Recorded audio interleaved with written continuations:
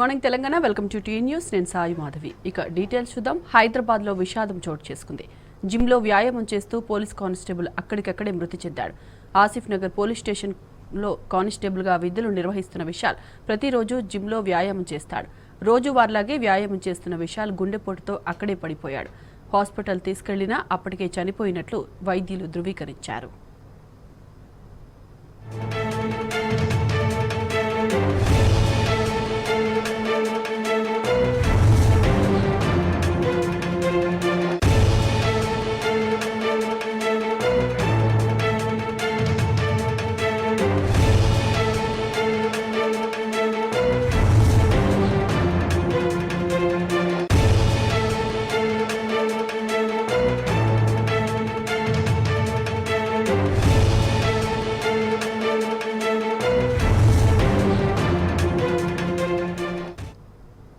హైదరాబాద్ లో విషాదం చోటు చేసుకుంది జిమ్ లో వ్యాయామం చేస్తూ పోలీస్ కానిస్టేబుల్ అక్కడికక్కడే మృతి చెందాడు ఆసిఫ్ నగర్ పోలీస్ స్టేషన్ లో కానిస్టేబుల్ గా విధులు నిర్వహిస్తున్న విశాల్ ప్రతిరోజు జిమ్ లో వ్యాయామం చేస్తాడు రోజువారీలాగే వ్యాయామం చేస్తున్న విశాల్ గుండెపోటుతో అక్కడే పడిపోయాడు హాస్పిటల్ తీసుకెళ్లినా అప్పటికే చనిపోయినట్లు వైద్యులు ధృవీకరించారు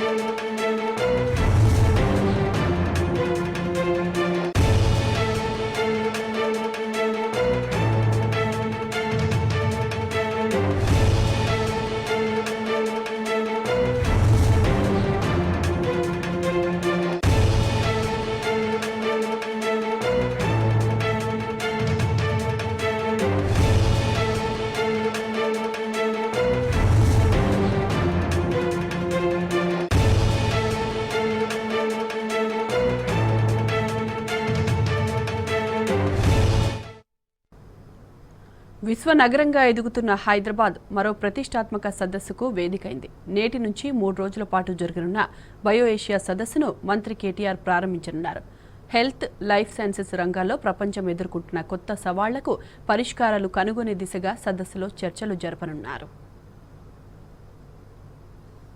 మరో అంతర్జాతీయ సదస్సుకు హైదరాబాద్ వేదికయ్యింది బయో ఏషియా 2023 సదస్సుకు HICC వేదిక కానుంది advancing for one shaping next generation of humanoid health care థీమ్తో సదస్సు నిర్వహిస్తారు ప్రపంచవ్యాప్తంగా పలు దేశాల నుంచి శాస్త్రవేత్తలు పారిశ్రామికవేత్తలు మేధావులు నిపుణులు ఈ సదస్సులో పాల్గొంటారు మంత్రి KTR చేతుల మీదుగా ప్రారంభమయ్యే సదస్సు నిర్వహణ కోసం ప్రభుత్వం అన్ని ఏర్పాట్లు చేసింది 175కు పైగా ఎగ్జిబిటర్స్ సదస్సులో పాల్గొంటారు తొలి రోజు 4 ప్యానెల్ డిబేట్స్ రెండవ రోజు 5 ప్యానెల్ డిబేట్స్ జరుగుతాయి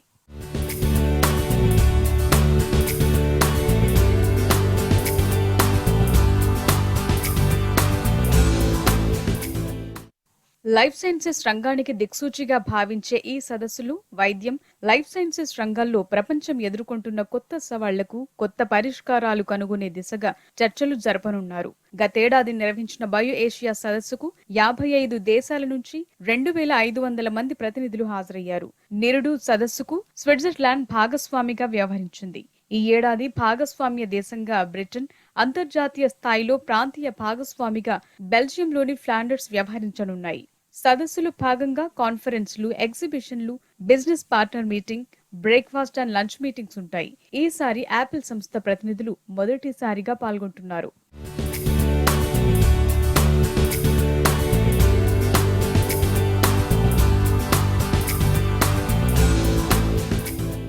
ఇక ఈ కాన్ఫరెన్స్ లో స్టార్టప్ షోకేజ్ ను ప్రత్యేకంగా నిర్వహిస్తున్నారు.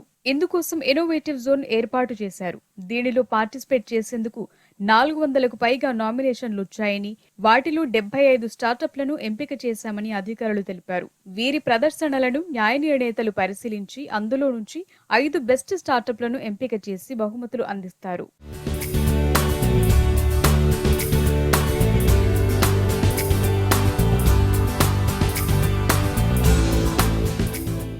హైదరాబాద్లోని హెచ్ఐసిసి వేదికగా జరిగే బయో ఏషియా 2023 సదస్సు రేపు ప్రారంభం కానుంది. ఈ సదస్సులో ప్రత్యేకంగా ఏర్పాటు చేసిన స్టార్టప్ షోకేజ్లు విజేతగా నిలిచిన స్టార్టప్ కు నగదు బహుమతిని కూడా అందజేస్తామని అధికారులు తెలిపారు.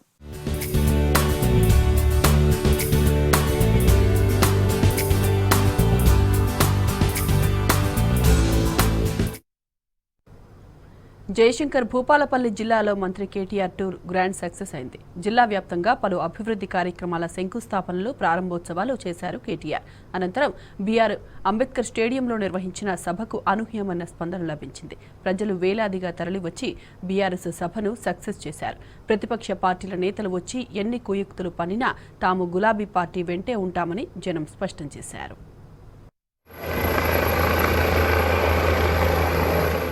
జయశంకర్ భూపాలపల్లి జిల్లాలో బీఆర్ఎస్ వర్కింగ్ ప్రెసిడెంట్ మంత్రి కేటీఆర్ పర్యటనకు ప్రజలు బ్రహ్మరథం పట్టారు.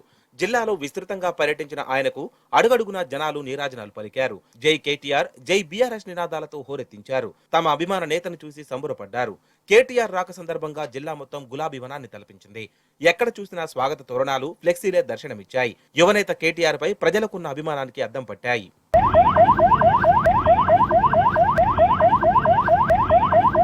హైదరాబాద్ నుంచి ప్రత్యేక హెలికాప్టర్లో ఉదయం 11 గంటలకు భూపాలపల్లి జిల్లాకు చేరుకున్న మంత్రి కేటీఆర్ పలు అభివృద్ధి కార్యక్రమాలలో పాల్గొన్నారు.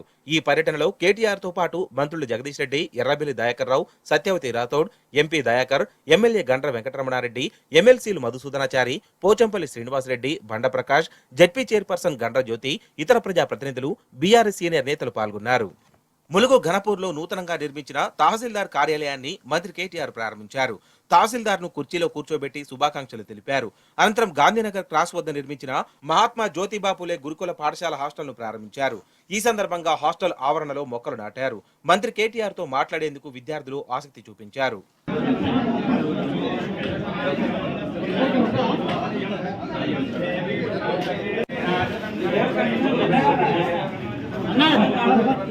భూపాలపల్లి జిల్లా బీఆర్ఎస్ పార్టీ నూతన కార్యాలయాన్ని మంత్రి కేటీఆర్ ప్రారంభించారు.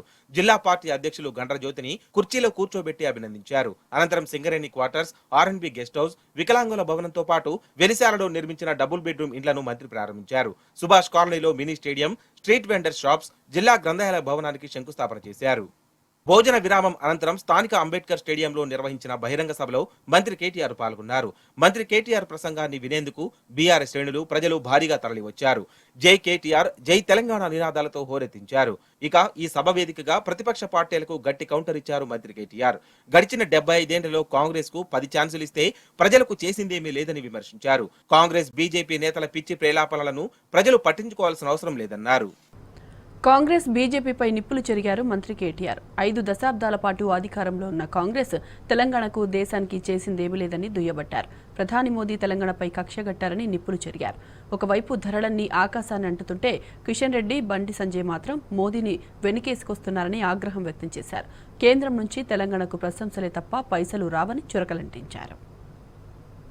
కాంగ్రెస్ కమిటీ అధ్యక్షుడు ఆయన తిరుక్కుంటూ మాట్లాడుతున్నాడు. నేను చూస్తా ఉంటే ఏమంటాడు ఆయన? ఒక్క ఛాన్స్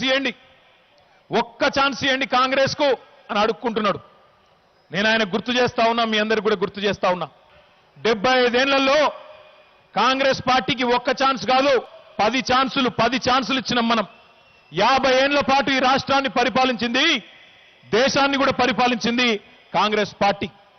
10 టర్ములు, 10 ఛాన్సులు, 50 ఏళ్లు ఏమిచ్చింది కాంగ్రెస్ పార్టీ? గుర్తున్నదా? నాడు ఇదే భూపాలపల్లిలో కాంగ్రెస్ ప్రభుత్వం ఉన్నప్పుడు పేలిపోయే ట్రాన్స్ఫార్మర్లు, కాలిపోయే మోటార్లు, అర్ధరాత్రి దొంగలు వచ్చే కరెంటు, దానికి కావలగాస్తందుకు పోయి ఎవరు పాము గుట్టి చస్తారో తెలియదు, ఎవరు తేలుగుట్టి అవస్థల పాలవుతారో తెలియదు, ఎవరు కరెంటు షాక్ చచ్చి కొట్టి చచ్చిపోతారో తెలియదు. ఒకసారి గుర్తు తెచ్చుకోండి మరి రైతు బిడ్డలు, రైతన్నలు. మళ్ళీ ఆ రోజులు వెనుకకు రావాలనా? పేలిపోయే ట్రాన్స్ఫార్మర్లు కావాలనా? కాలిపోయే మోటార్లు కావాలనా? రోజుకు 6 గంటల కరెంటు కావాలన్నా? మళ్ళీ అట్లాంటి దిక్కుమాలిన అసమర్థ పాలన కావాలన్నా? ఆలోచించండి. ఒక్క ఛాన్స్ ఇవ్వండి ప్లీజ్, ఒక్క ఛాన్స్ ఇవ్వండి అంటున్నాడు కాంగ్రెస్. ఇక్కడికి వచ్చి నేను మొరుగుతాండు. కేసీఆర్ 5 లక్షలు ఎందుకు ఇస్తలేవు, ఇదెందుకు చేస్తలేవు, అదెందుకు చేస్తలేవు? నేను అడుగుతున్నా. 75 ఏళ్లలో 50 ఏళ్ళ అధికారం మీ కింద పెట్టుకున్నప్పుడు అప్పుడేం బీకిండ్రు మీరు? గుడ్డి గుర్రాల పనులుగా మీరు రానాడు.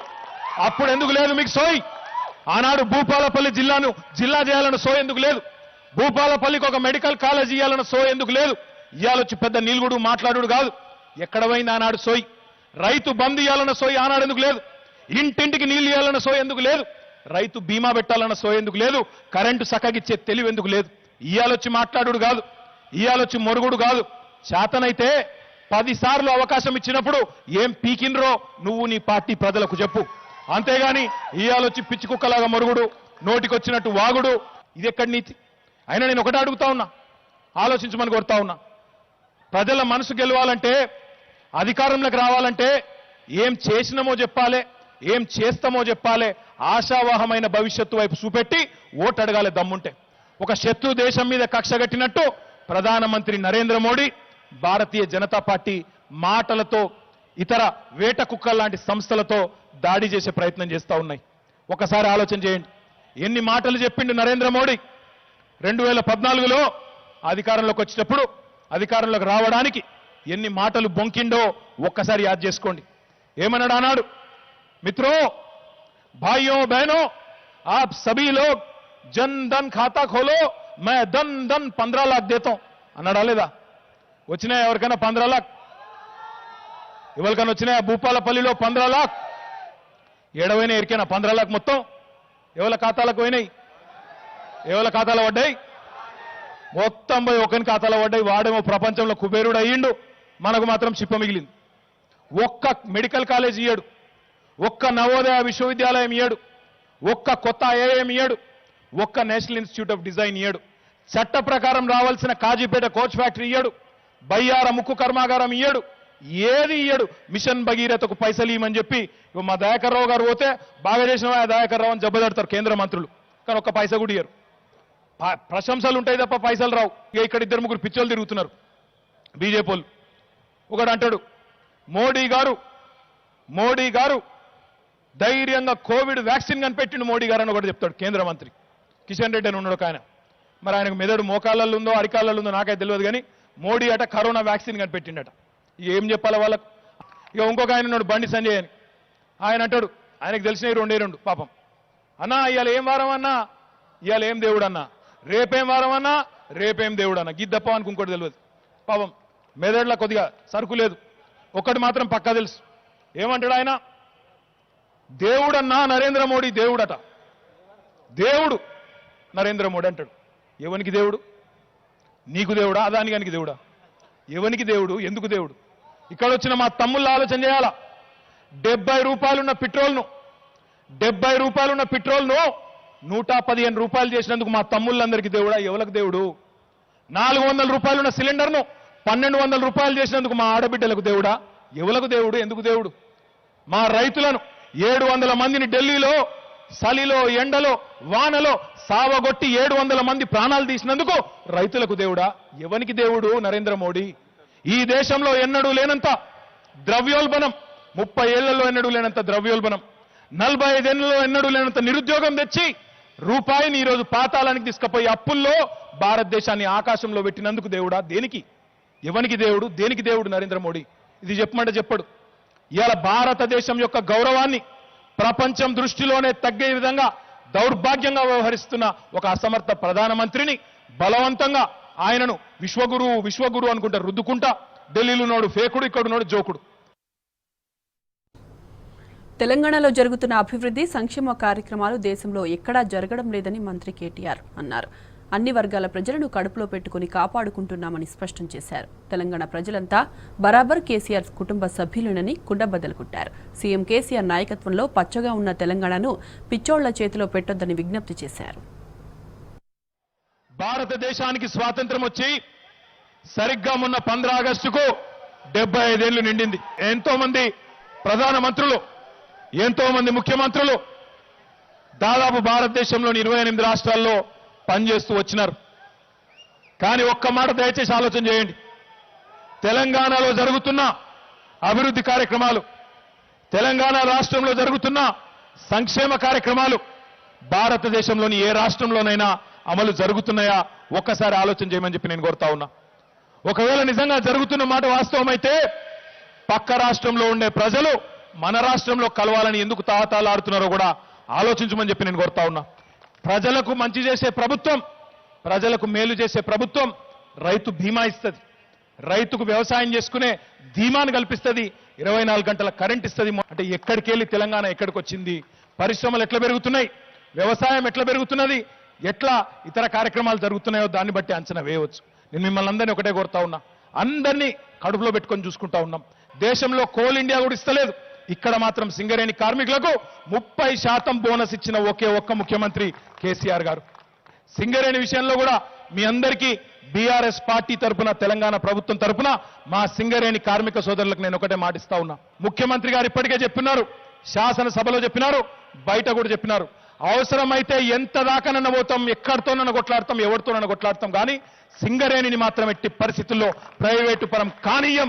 దానికోసం అవసరమైతే మళ్ళీ తిరిగి సకల జనుల సమ్మెకు కూడా సిద్ధపడతామనే మాట కూడా ఈ సందర్భంగా నేను విజ్ఞప్తి చేస్తా ఉన్నా. కొంతమంది మూర్ఖులు మాట్లాడతారు, కేసీఆర్ది కుటుంబ పాలన అంటారు. అవును, మాది ముమ్మాటికి కుటుంబ పాలన నేను చెప్పిన. ఎవరు ఆ కుటుంబం? తెలంగాణలోని 4 కోట్ల మంది కేసీఆర్ గారి కుటుంబమే. తెలంగాణలోని 4 కోట్ల ప్రజలు కులాలకు అతీతంగా, మతాలకు అతీతంగా, అన్నిటికీ అతీతంగా కేసీఆర్ గారి కుటుంబ సభ్యులే. ఈ మాట నేను ఏదో అనామత అంటలేను, ఒకసారి యాద్ చేసుకోండి.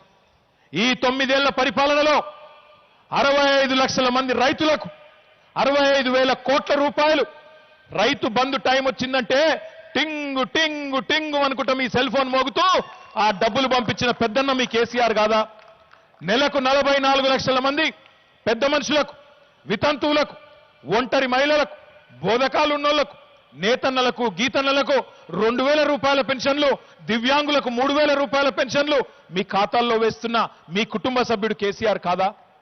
ఇవాళ ఇంటి ముందు నల్లా తిరుగుతుందంటే, ఆ నల్లా నుండి నీళ్లు వస్తున్నాయంటే ఆ బాధ తప్పించింది మా ఆడబిడ్డలకు. బిందెలెత్తుకొని, కుండలెత్తుకొని రోడ్ల మీదకి పోయి కొట్లాడే దుస్థితి తప్పించిన మీ పెద్దన్న కేసీఆర్ మీ కుటుంబ సభ్యుడు కాదా అని నేను అడుగుతా ఉన్నా.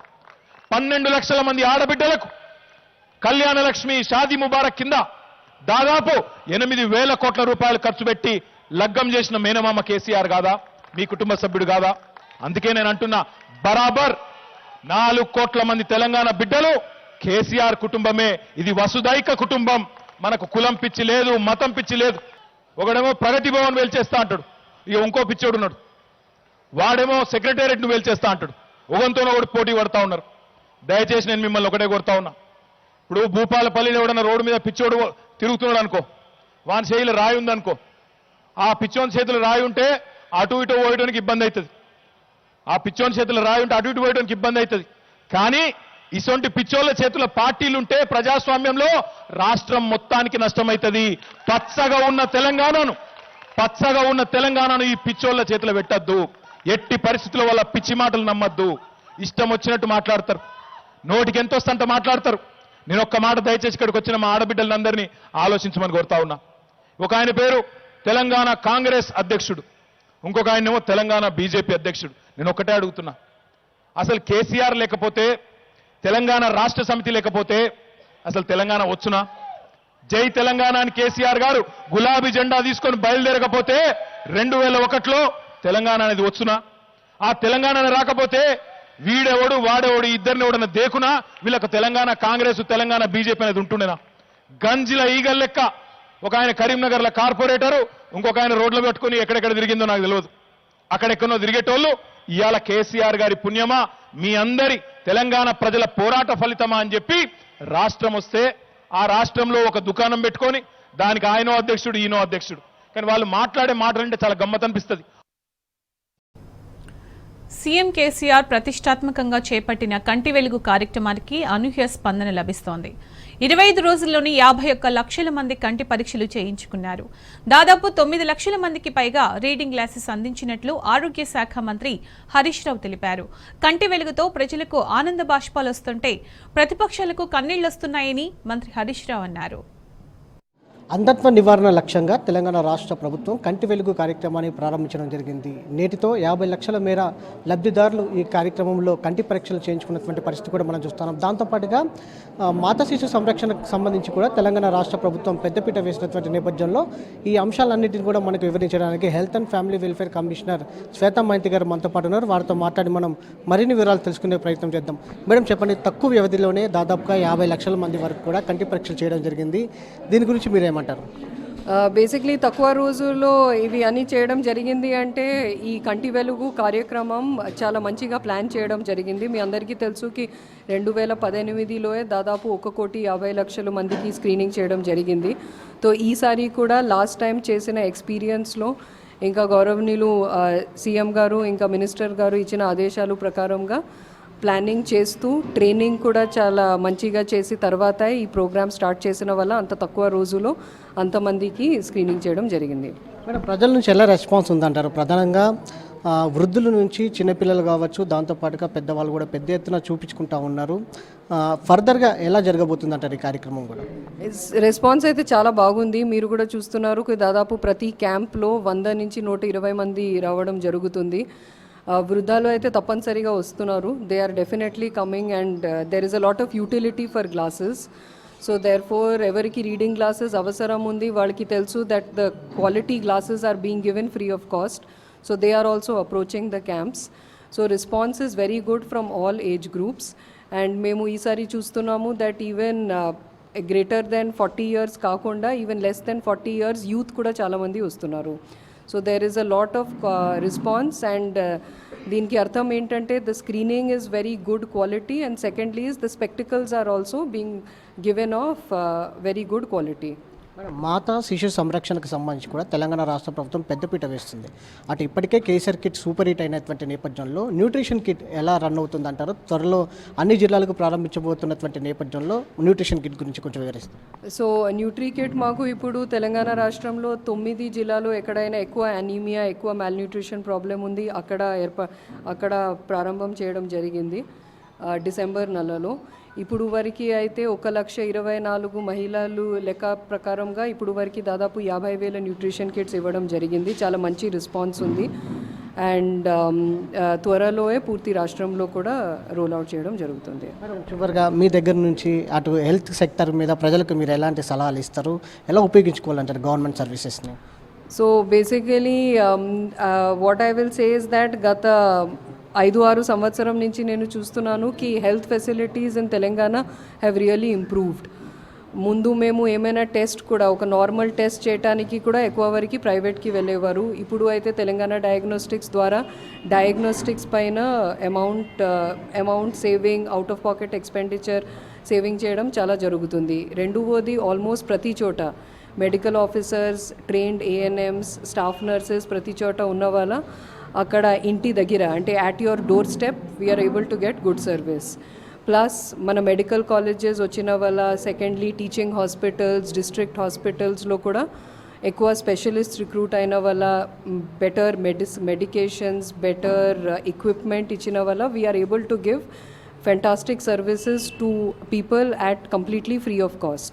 So definitely there is a lot of improvement. Me andarki telsu that Telangana is one of the pioneers in a lot of programs in health and I hope that in the future also this continues.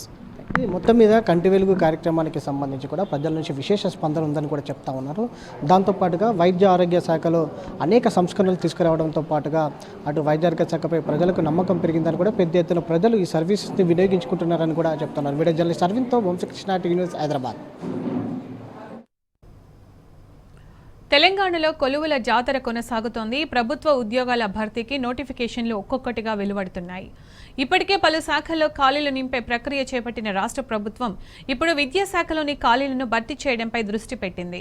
గురుకులాల్లో 11,687 ఖాళీ పోస్టులను గుర్తించిన ప్రభుత్వం MLC ఎన్నికల code ముగియగానే భర్తీకి notification ఇవ్వనుంది. రాష్ట్రంలో ఉద్యోగాల భర్తీ ప్రక్రియ పెద్ద ఎత్తున కొనసాగుతున్నది. దానిలో భాగంగా త్వరలో గురుకుల పాఠశాలల్లో భారీ ఎత్తున ఖాళీల నియామకానికి ప్రభుత్వం చర్యలు చేపట్టింది. ఇప్పటికే నోటిఫికేషన్ జారీ చేసే దిశగా Telangana residential educational institute recruitment board ముమ్మర కసరత్తు చేస్తున్నది. పరీక్ష నిర్వహణకు సంబంధించి ప్రణాళికలను రూపొందించడంలో నిమగ్నమైంది. బీసీ, ఎస్సీ, ఎస్టీ, మైనార్టీ శాఖలకు తమ గురుకులాల్లో ఖాళీలను గుర్తించి మొత్తంగా 9,096 పోస్టులకు ప్రతిపాదనలను పంపగా దానికి ప్రభుత్వ ఆమోదం కూడా లభించింది. ప్రభుత్వం అదనంగా 33 బీసీ గురుకుల పాఠశాలలు, 15 గురుకుల డిగ్రీ కళాశాలలను మంజూరు చేసింది. వాటికి ప్రభుత్వం మంజూరు చేసిన 2,591 పోస్టులకు ఆర్థిక శాఖ కూడా ఆమోదం తెలిపింది. దీంతో మొత్తంగా గురుకులాల్లో 11,687 పోస్టులను గుర్తించారు. వాటిలో లెక్చరర్, ప్రిన్సిపల్ తదితర పోస్టులను ట్రిప్ ద్వారా భర్తీ చేయాలని నిర్ణయించారు. నోటిఫికేషన్ల విడుదల మొదలు పరీక్ష తేదీల ఖరారు వరకు అనుసరించాల్సిన ప్రణాళికలను Telangana residential educational institute recruitment board రూపొందిస్తున్నది. గురుకులాల్లో భర్తీలో భాగంగా తొలుత డిగ్రీ, జూనియర్ గురుకుల పాఠశాలల్లోనే లెక్చరర్ పోస్టుల భర్తీని చేపట్టాలని Telangana residential educational institute recruitment board నిర్ణయించింది. ఆ తర్వాత ప్రిన్సిపల్ పోస్టులు, ఆపై పీజీటీ, టీజీటీ తర్వాత senior assistant, junior assistant, art and craft, staff nurse పోస్టుల భర్తీకి ప్రణాళికలను రూపొందిస్తున్నది. ఇప్పటికే రోస్టర్ ప్రాతిపదికన ఆయా పోస్టుల రిజర్వ్ ప్రక్రియను పూర్తి చేసింది. ఎమ్మెల్సీ ఎన్నికల కోడ్ ముగిసిన వెంటనే ఆయా పోస్టుల భర్తీకి వరుసగా నోటిఫికేషన్లను జారీ చేసేందుకు Telangana residential educational institute recruitment board సిద్ధంగా ఉంది.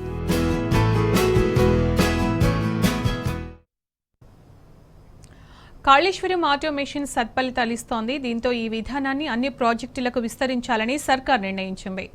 రాష్ట్ర వ్యాప్తంగా ఎంపిక చేసిన కాలువలు, రిజర్వాయర్ల వద్ద సెన్సార్లను బిగించాలని ప్రభుత్వం నిర్ణయించినట్టు నీటిపారుదల శాఖ ప్రత్యేక ప్రధాన కార్యదర్శి రజత్ కుమార్ వెల్లడించారు. ఈ ఏడాది నుంచి ఆన్లైన్ మానిటరింగ్ అమలు చేయనున్నట్లు తెలిపారు.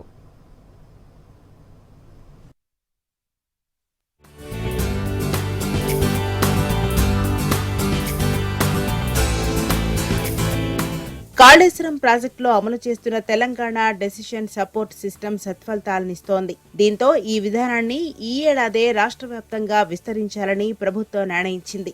ఇప్పటికే ఎంపిక చేసిన ప్రాంతాల్లో సెన్సర్లను బిగించామని రాష్ట్ర సాగునీటిపారుదల శాఖ ప్రత్యేక ప్రధాన కార్యదర్శి రజత్ కుమార్ వెల్లడించారు.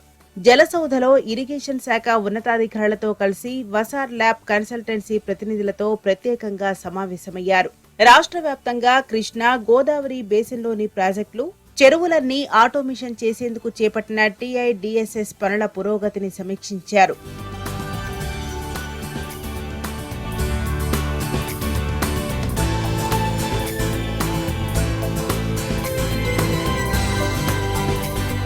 కాళేశ్వరం ప్రాజెక్టులో విజయవంతంగా అమలు చేస్తున్న ఆటోమేషన్ విధానంతో రిజర్వాయర్లు, పంప్ హౌజులు, కాలువల్లో నీటి ప్రవాహాలు, ఇన్ఫ్లోలు, అవుట్ఫ్లోల రియల్ టైం డేటా అందుబాటులోకి వచ్చింది. దీంతో విడతల వారీగా రాష్ట్రంలోని మొత్తం ప్రాజెక్టులకు విస్తరించాలని నిర్ణయించారు. మొత్తంగా 77 ప్రాజెక్టులు, 75 పంప్ హౌజులు, చెరువులన్నింటినీ డిఎస్ఎస్ తో అనుసంధించాలని నిర్ణయించారు. తొలి దశలో రిజర్వాయర్లు, వాతావరణ, వర్షపాత డేటా, ఇన్ఫ్లో, అవుట్ఫ్లోల అంశాలను పూర్తి చేయనున్నామని రజత్ కుమార్ తెలిపారు. మరోవైపు రాష్ట్ర వ్యాప్తంగా తొలి విడతగా 8 ఇరిగేషన్ సైట్లో పర్యాటక అభివృద్ధి పనులను చేపట్టామని, అందుకు అనువైన సైట్లను ఎంపిక చేశామని రజత్ కుమార్ తెలిపారు. 8 ఇరిగేషన్ సైట్లో 8 గెస్ట్ హౌజ్ల నిర్మాణాన్ని పీపీపీ పద్ధతిలో రాష్ట్ర పర్యాటక శాఖ డెవలప్మెంట్ కార్పొరేషన్ కు అప్పగించనున్నారు.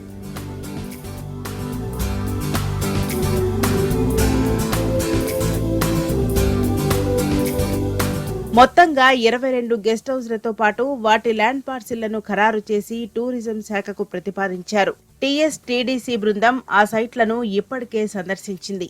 ఏప్రిల్ 1 నాటికి పనులు ప్రారంభించాలని అధికారులకు సూచించారు రజత్ కుమార్.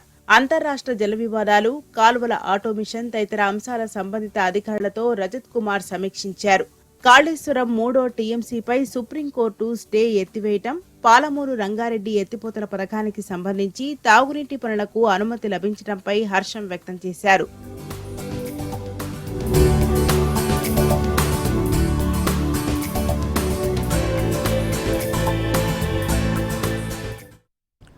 కాంగ్రెస్ పార్టీ అహంకారాన్ని వదిలిపెట్టి వాస్తవాలను గ్రహించాలని, దేశ ప్రజల ఆలోచనలకు అనుగుణంగా వ్యవహరించాలని సూచించారు ఎమ్మెల్సీ కవిత. కేవలం 3 రాష్ట్రాల్లో మాత్రమే అధికారంలో ఉన్న కాంగ్రెస్ ప్రతిపక్షాలకు ఎలా నేతృత్వం వహిస్తుందని ప్రశ్నించారు. ప్రతిపక్షాలన్నీ ఐక్యంగానే ఉన్నాయని ఆమె స్పష్టం చేశారు. అతి తక్కువ కాలంలో అత్యంత సక్సెస్ అయిన తెలంగాణ అభివృద్ధి మోడల్ను దేశ ప్రజలకు అందించడమే లక్ష్యంగా బీఆర్ఎస్ పనిచేస్తుందన్నారు. గతంలో బీజేపీ చెప్పిన గుజరాత్ మోడల్ అంతా వట్టిదే అని, తెలంగాణలోని అభివృద్ధి కళ్ల ముందు స్పష్టంగా కనిపిస్తోందన్నారు MLC Kavitha. I think BJP and Modi ji forget their own past. It is not very far. 10 years back, Modi ji marketed himself and said, I've worked for Gujarat. Gujarat model is what I want to do across the nation. And people believed in him. People voted for him. But he utterly failed to deliver all of his promises. Now, when a leader fails to replicate his model of the state at the national level, and when another leader comes to do the same, what is the problem? But Gujarat model and Telangana model are entirely different. Telangana model is much better model because we've shown results on the ground. Whereas Mr. Modi, who promised to give 2 crores job every year, has failed. Whereas Mr. KTR, who promised to give 1 lakh government jobs, gave 2.5 lakhs government jobs. Whereas we've gotten more than 2,000 units of industrial units and got 30 lakh jobs. Now, is government, Modi government has around 12 lakh jobs empty. They're not even announcing, they're not even publishing. Why not? BRS wants to make a pitch that this particular government led by Modi ji should go because they've been very autocratic in thinking. They have not worked with the states in any developmental aspects. They have completely shifted their focus from development to only development of their friends and party, which is what we do not like. And we believe the country should react to it. And if we can be enabler for that change, we will certainly be there. And not only KCR, Mamta, a KCR, a Stalin Garu, or anybody can tomorrow lead, an Arvind Kejriwal, anybody tomorrow can lead. It is not about the leader. It is about the change that BRS is proposing. It is about the people's agenda that BRS is proposing. That is the topic. Congress is in power in only 3 states. In other 3 states, they are just sharing power. Aam Aadmi Party is already in power in 2 states. Other parties like Akhilesh Yadav's party wields a lot of power across the Hindi belt. How is Congress better than any of these parties is point 1. Point 2, if Congress believes that this particular government has to go in the interest of the nation, then it is also the responsibility of the Congress. Why is it always a responsibility of regional parties to do something for this nation? It is the so-called national parties like Congress party, which is now nothing but a bigger regional party. It is also their responsibility towards our citizens. If you really need change, if you want change, why don't you bend down, come to us, talk to all of us. You have to rub shoulders with us. You cannot say you will lead us. All I'm saying is Congress today has to be a good team player. It should not aspire to be a team leader. Leader will emerge according to the situation. There is something called as, in politics always, a situation and equation works, that the Congress should understand. If Congress is believing that it is 1980s Congress, 1960s Congress, that is not the case. You did not enjoy the power unilaterally across the nation today. So you have to be a team player. You cannot aspire to be a team leader and try and say we will not work with them, not work with them. Let a consensus emerge at a later point of time. If Congress doesn't stand chance in those 150 places where there is a straight fight with BJP, they better take the local support. We have done great job. We know our people. We know our conscience. You know, why don't you take help of the people, whoever there are? If the 100 seats, there is a direct competition between BJP, Congress, and Congress is on the back footing, then they need some backing. That is why I say they should bend down. They cannot be arrogant as they have always been. They should understand the reality, and if they are sincere about this, protecting this country's future, they should do that. Everybody understands that BJP is their principal opposition party, be it Congress or be it any regional party. Who's not with BJP is against BJP. That is what BJP has clearly drawn a line, and all of us are there. Now, if our aspiration is strongly to bring down BJP, then it is always better if we sit, discuss. Even if we don't, give your best fight. Post-poll you can decide. But the point here is, if you're pointing fingers at each other and not at the common enemy, then losers will be people here, not the political parties. The sooner Congress party understands that, the better it is. It is always not other regional parties' responsibility. It is not BRS's responsibilities to fight with BJP alone. If Congress is sincere in the fight, let them come out. Leave the arrogance. If you are interested only in winning states, be confined to there. But BRS today wants to work across the nation. Wherever our strength can be, wherever we can garner support, wherever we can make friendship, wherever we can make alliances, we are going to do that. Adani ఎలాంటి తప్పు చేయకపోతే దర్యాప్తు కోసం ఎందుకు ముందుకు రావడం లేదని ప్రశ్నించారు ఎమ్మెల్సీ కవిత. అదానీపై కేంద్రం కూడా ఎందుకు దర్యాప్తునకు ఆదేశించడం లేదని కేంద్రాన్ని ప్రశ్నించారు. కేవలం ప్రతిపక్షాలను మాత్రమే టార్గెట్ చేస్తూ కేంద్ర దర్యాప్తు సంస్థలను ఉసిగొల్పుతున్నారని, ఇదంతా దేశ ప్రజలు గమనిస్తున్నారన్నారు. ఎలాంటి తప్పు చేయలేదు కాబట్టే దర్యాప్తును ధైర్యంగా ఎదుర్కొన్నానని, మరి అదానిని ఎందుకు దర్యాప్తు కోరడం లేదని ప్రశ్నించారు ఎమ్మెల్సీ కవిత. గతంలో ఈడీ దాడులు చేసిన వారు బీజేపీలో చేరగానే ఎందుకు దాడులు ఆగిపోయాయని ప్రశ్నించారు. Before any of this started, BRS was questioning them. Only after BRS started questioning, all this started. That everybody knows. So it's not that there was a case, that is why BRS started speaking. We have started speaking about exposing the BJP's failures much before, and only after that half of my cabinet is raided, dozens of our MLAs are raided, I am targeted. That's all right. We will welcome, although you are although you are playing an unfair game in politics, we still will stand up, fight, because we are sincere in our efforts. Whatever we've done in the state, we want to do it for the country, so we will stand up and fight. We will not run away. But this is an unfair game. The people of the country are noticing, and sometimes it has become a joke, because when I tour my constituency in the rural areas, women also are saying, "Aim ledaka kuch nahi hai, aise hi normally kar rahe, hum sab jante hain, hum samajhte hain." तो इतना तक पहुंच गया. That should not be the level of a leader or a party which has been elected and came back with such a big mandate. I do not think they should stoop to this level. Nevertheless, since they have stooped to that level, we will stand up and fight. All I'm saying is I welcome the agency. Let them do the investigation, not an issue. We are also saying the same thing, that Mr. Adani's group of companies are into money laundering. Why are you not inquiring him? That is all we are saying. I am not opposing. Let the ED put any charge. Let them investigate. Let them prove it. Let also Mr. Adani come out. Why is Pradhani not allowing to do it? That is our simple question today. We are not crying foul. It is unfair, but we will stand up and fight.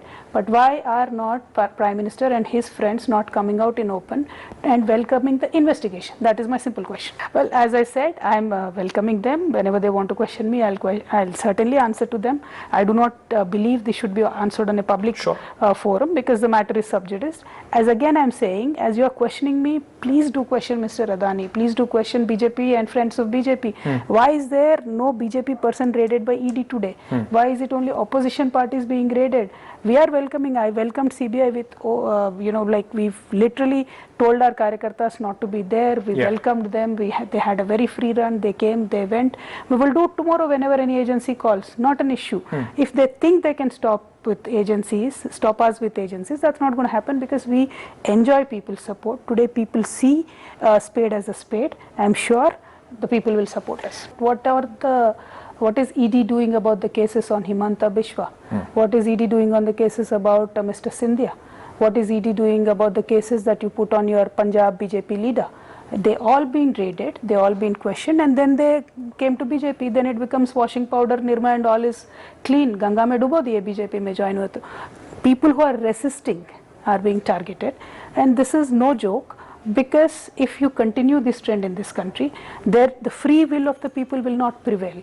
We are fighting for free will. We are not fighting for a political position. It will come today, it will go tomorrow. But free will, if it is lost once, it will take 200 years to regain. We have had one experience earlier with the East India Company. Now all I am saying is, with Modi India Company, we have to be very, very careful. We have to understand where this is leading to, the way their friends are protected, the way their own party people are protected, only opposition parties and public servants are being targeted. They should realize that. So we should resist this onslaught of BJP on the free will of the people, not anything else. See, if you fear for anything, you are never going to be in public life.